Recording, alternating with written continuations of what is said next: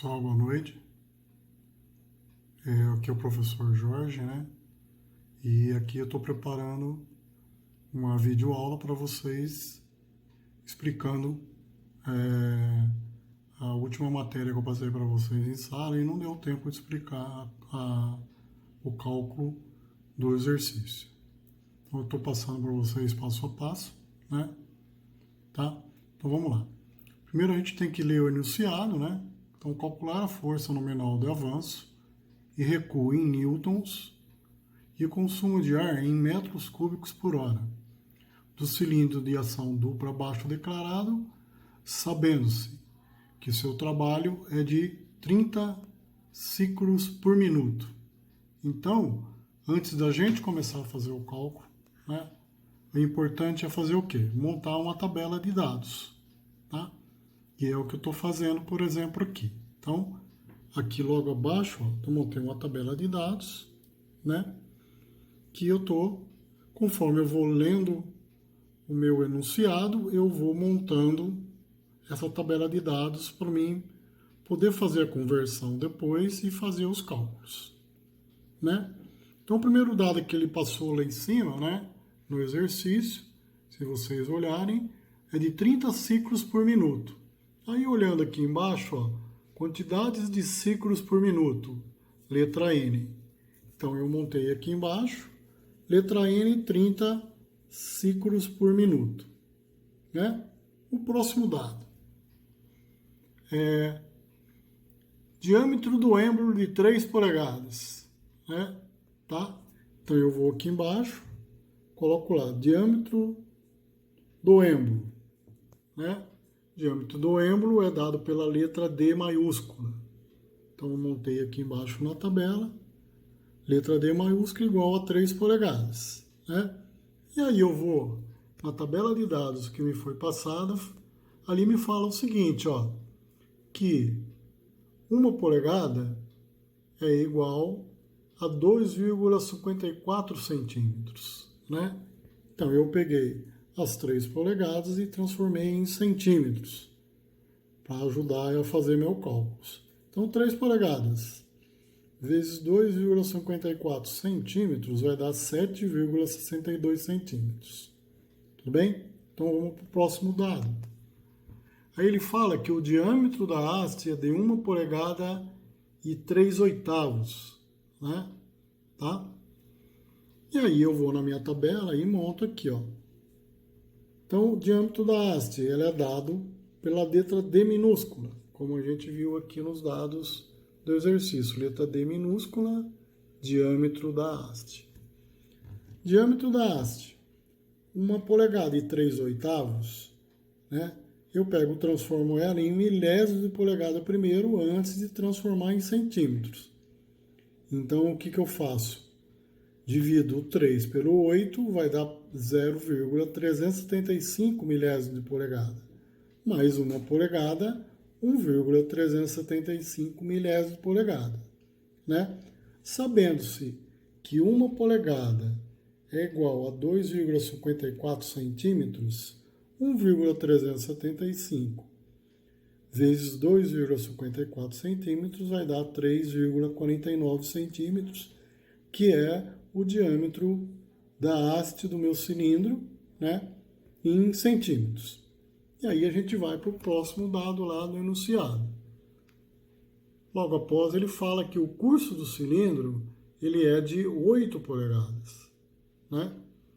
Então, o curso do cilindro, eu vou aqui na minha tabela e falo assim, ó, comprimento do curso do cilindro é dado pela letra S, que é a primeira letra no curso, né, que é o curso do cilindro em inglês, que é Struck.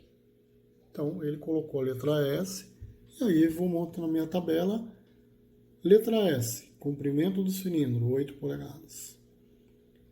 Sabendo que 1 centímetro é igual, 1 polegada é igual a 2,54 centímetros, aí eu vou aqui e multiplico 8 por 2,54, eu tenho o comprimento do meu cilindro, né? O curso dele é de 20,32 centímetros de comprimento de curso, tá? E aí eu vou para o próximo dado do enunciado. Pressão da linha de ar é de 7 bar, né? Então, eu vou aqui no enunciado, né? Ele fala, ó, 1 bar é igual a 1 kg força por centímetro quadrado, né? Então, eu venho aqui, ó, na minha tabela de dados e monto lá. Pressão, né? Pressão que é dado pela letra P, 7 bar, né? 7 bar vezes 1 kg por centímetro quadrado vai dar 7 kg por centímetro quadrado, que é equivalente a 7 bar. E aqui eu vejo na minha tabela que a pressão de trabalho é dada pela letra P. Tá? Dando prosseguimento ao próximo dado, usar a força de resistência ao atrito de 10% da força teórica. Então eu vou montar na minha tabela aqui, ó, e coloco lá, força de resistência ao atrito é igual a 10% da força teórica, certo? E eu vou para o próximo enunciado, que está no meu exercício passado. Tá? A altura do processo a 200 metros acima do nível do mar. Quer dizer que ele tem uma pressão relativa, né, de 1,008 kg/força por centímetro quadrado, que é a pressão, né, relativa em relação a 200 metros acima ao nível do mar. Tá? Então eu venho aqui embaixo e coloco lá, ó, na tabela. Pressão relativa a 200 metros de altitude vai dar uma pressão em kg/força por centímetro quadrado de 1,0008. Né? Certo? Beleza? Então, com todos esses dados, né, já transformados, eu posso já partir para o exercício e começar a fazer os cálculos. Né? Então, eu coloco lá. Primeiro, vou fazer os cálculos de força nominal no avanço. Primeiro, eu tenho que calcular o quê? A força teórica. Então, que a força teórica de avanço, que é dado pelo FTA, então eu vou aqui na minha tabela, o FTA, força teórica de avanço, é dado pela área de avanço do cilindro vezes a pressão. Então, a área de avanço do cilindro é dado pela letra A. E a pressão, como nós vimos anteriormente, pressão é dado pela letra P. Então, vamos lá. Pegando os dados lá em cima, né? A área de avanço, como o cilindro ele tem a construção redonda, né? Ele é um cilindro, né? Como o nome já diz. Para mim calcular a área dele, eu posso usar π vezes o diâmetro ao quadrado dividido por 4, né? Ou usar a área também, que é πr ao quadrado, tá? Mas eu usei a fórmula que eu tenho os dados direto aqui, que é o diâmetro. Então, ficaria, a área de avanço ficaria π vezes 7,62, né? Dividido por 4, e aí eu vou lá, ó. Então, o meu diâmetro, que está ali, ó, que é de 3 polegadas, dá 7,62, foi onde eu coloquei na fórmula elevado ao quadrado. Então, calculando isso, eu tenho uma área de avanço de 45,60 centímetros quadrados de área.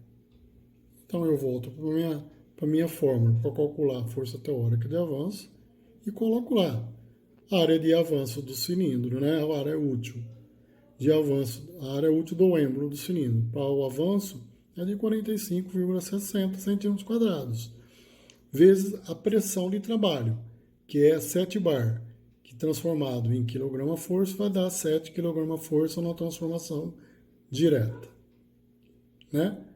Então, a força teórica de avanço me deu um valor de 319,2 kg/força. Colocando na forma centímetro quadrado dividido por centímetro quadrado dá 1, né? E aí fico lá o valor de força, né? Vai dar em quilograma-força 319, certo? Depois disso eu vou para a força eficaz do meu cilindro, que é a força nominal de avanço, que é dado pela sigla FNA. Na hora que eu vou lá na minha tabela, vejo lá FNA, força nominal de avanço do cilindro, né? Foi o que eu coloquei aqui. Então, a força nominal do cilindro nada mais é o que? A força teórica menos a força resultante ao atrito no avanço do cilindro, né? Que é o FRA, conforme está ali, força de atrito no avanço. tá? Para calcular a força de atrito no avanço, eu coloco ali, ó, força nominal, né? É o FRA. FRA é 10%, né, da força teórica de avanço. Então, a força resultante no atrito no avanço é 10% de 319,2, vai dar um valor de 31,92 kgf, certo? E aí eu jogo lá na fórmula. Então, a força teórica de 300, no avanço, de 319,2 menos a força resultante ao atrito no avanço de 31,92, deu uma força nominal de 287,28 kgf. Mas o dado que ele quer lá, ele quer em valor de newtons, né? Sabendo que 10 newtons é 1 kgf, conforme está lá na nossa tabelinha de dados, né?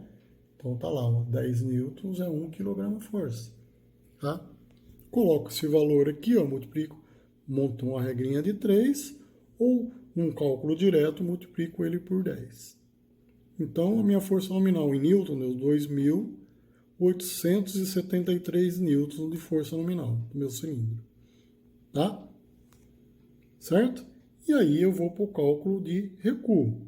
O cálculo de recuo é os mesmos dados. Então, a força teórica de recuo, eu vou lá nos meus dados, é a R, que é a área de recuo, né? A área do êmbolo de recuo, vezes a pressão, conforme ele está dizendo ali. Então, eu montei aqui a fórmula, né, de recuo. Força teórica de recuo é igual à área de recuo vezes a pressão. E a área de recuo do cilindro, né, devido eu tenho a haste, ficaria no recuo é π vezes o diâmetro do êmbolo ao quadrado menos o diâmetro da haste ao quadrado dividido por 4. Tá?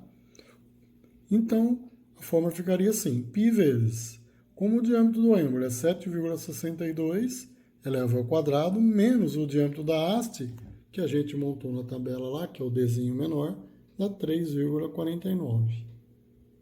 Tá? Voltando para a fórmula. Então, ficaria assim, ó, π vezes 7,62 ao quadrado menos 3,49 ao quadrado, dividido por 4. Então, deu uma área de recuo de 36,04 centímetros quadrados. Aí eu vou lá na minha fórmula de força teórica, coloco esse valor na área, né? 36,04 centímetros quadrados vezes a pressão, que é de 7 kg força por centímetro quadrado, né? Então, 319,2, né? 36,04 vezes 7 kg força dá uma força teórica de 252,28 kg força. Tá? Como eu disse anteriormente, centímetros quadrados. Dividido por centímetros quadrados dá 1, que anula o valor lá, transformando em quilograma força. Tá? Feito isso, a gente já pode ir para calcular a força nominal de recuo. Né? Beleza? Que seria a força eficaz do cilindro. Que seria a força teórica de recuo menos a força resultante no atrito no recuo. Tá? Então, a força teórica de recuo é 252,28, que eu tenho o valor agora em cima, menos a força resultante no atrito, né? Na hora que eu calculo aqui, ó, eu faço o cálculo que é 10% da força teórica no recuo. Então, 10% de 252,28 kgf deu uma força resultante no atrito de 25,23 kgf. Aí eu coloco esse valor lá na fórmula, né? Então, a força nominal é nada mais do que a força teórica mais a força resultante do atrito, né? Também no recuo, que deu um valor nominal de 227,05 kgf, né? Como o nosso valor ele perde em newtons, sabemos que 10 newtons é 1 kgf, né? Eu posso pegar aquele valor ali em cima e multiplicar por 10 direto, né? Pelo meu arredondamento, como 5 eu fui para cima, então ficaria 2.271 newtons a força do meu cilindro, né, em newtons no recuo. Certo? Beleza. E agora a gente vai fazer o cálculo, né, de consumo de ar, que está logo aqui atrás aqui, ó. Então, O cálculo de consumo de ar, né, nada mais é o quê? Área de avanço vezes o comprimento do cilindro, mais a área de recuo vezes o comprimento do cilindro, que seria o quê? O volume de ar no avanço e o volume de ar no recuo, que é a área vezes o comprimento dá o volume, vezes o N, que é a quantidade de ciclos, vezes o RC, que é a relação de compressão, que é dado logo pela fórmula aqui embaixo, que é a pressão relativa mais a pressão de trabalho dividido pela pressão relativa. Tá? Então vamos aqui montar a fórmula. Então eu montei logo a fórmula lá em cima, né? E aí eu coloquei os valores dos dados que eu tenho. Área de avanço, 45,6 centímetros quadrados, vezes o comprimento do cilindro. O comprimento do cilindro, nós calculamos lá 8 polegadas, deu 20,32 centímetros. Mais a área de recuo, que deu 36,04 centímetros quadrados, vezes o comprimento do cilindro, que é de 20,32 centímetros, vezes o número de ciclos, vezes a relação de compressão. E aí eu já peguei e calculei aqui a relação de compressão, que é dado o quê? Pressão relativa mais a pressão de trabalho dividido pela pressão relativa. A 200 metros, ele diz que ele tem uma pressão relativa de 1,008 kg/força, né? Mais a pressão de trabalho, que é de 7 kg/força por centímetro quadrado. Então, deu 8,008 dividido por 1,008, vai dar 7,94, que é um valor adimensional, né? E aí eu monto na fórmula aqui. Então, o que eu fiz? Primeiro eu fiz o parênteses, né, que é o volume de ar no avanço, que é 45,6 vezes 20,32 centímetros, me deu um volume de 926,59 centímetros cúbicos, mais o volume de recuo, que é 36,04, que é a área de recuo, vezes o comprimento do cilindro de 20,32 centímetros, me deu um volume de ar para recuar o cilindro de 732,33 centímetros cúbicos, vezes 30, que é o número de ciclos por minuto, vezes o RC, que é o 7,94, eu calculei logo ali em cima. Tá?